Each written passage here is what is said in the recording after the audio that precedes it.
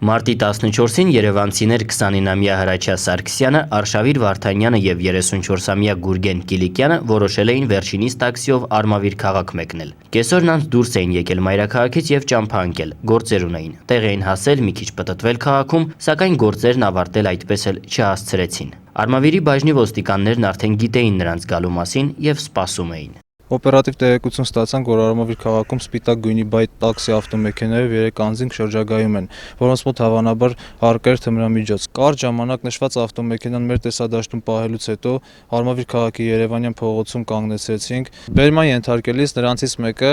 տեսնելով մեզ, փորձում էր իր մոտ եղած դեղահաբերը կուլ տալ, սակայն մեզ հաջողվեց ոչ միայն վնասազերծել նրան, այլև թույլ չտալ, որպեսզի նշված դեղահաբերը կուլ տա։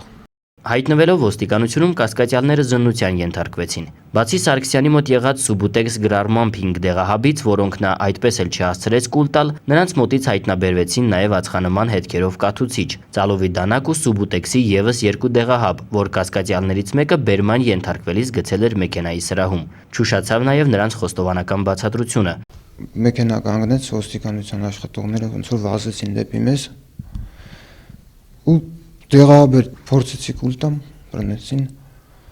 Հայտնաբերվածն առգրավել և ուղարկվել է փորձաքննության, քննությունը շարունակվում է։